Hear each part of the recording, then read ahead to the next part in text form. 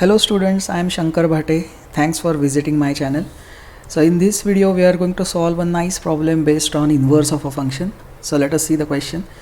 We have been asked to find the inverse of the function f of x given by e raised to x minus e raised to minus x upon e raised to x plus e raised to minus x and whole plus 2.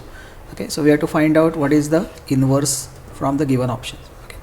Now to find the inverse, a general procedure is that we assume f of x to be y, right, and then we get x in terms of y, right, by transformation. So if we call f of x as y, we will get y minus 2 equal to e raised to x minus e raised to minus x divided by e raised to x plus e raised to minus x, okay, by bringing the 2 from right to left.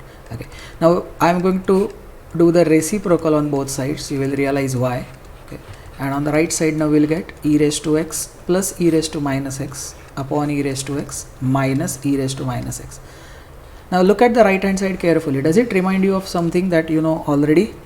If you recollect, it is the result of the operation called as componendo dividendo, right?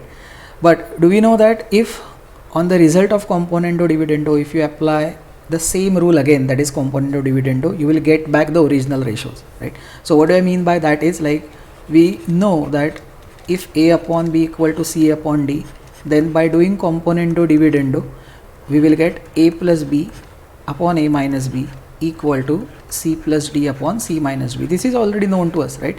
But on that, if we apply componendo dividendo again and simplify, you will get back a upon b equal to c upon d, right? So therefore we have identified that the pattern is already present on the right side. So therefore we are going to apply componendo dividendo on that. Okay, and let us see what do we get. All right, so moving on, by componendo dividendo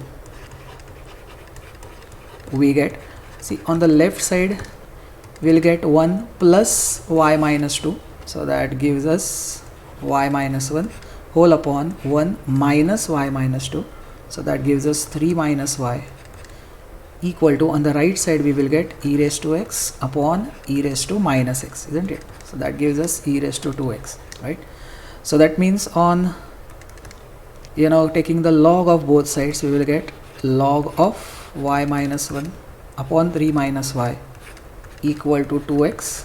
So let's bring the 2 on the left side, and therefore we will get half log of y minus 1 upon 3 minus y equal to x, and therefore we can also write x equal to, by property of log we can take half on top of that expression in y.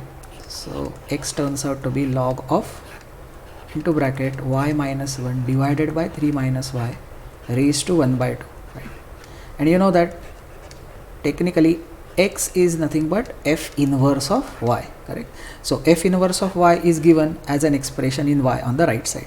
So y is just a label in this last statement, so you can replace y with any other letter, that is f inverse of z, f inverse of k, or f inverse of x also, right? So therefore we will see that option B is the correct answer, which is matching with that statement. But one important point to note here, that the x that is coming in f inverse of x is not at all same as the x that is appearing in f of x, because you see that x is the input to these two different functions, that is f and f inverse.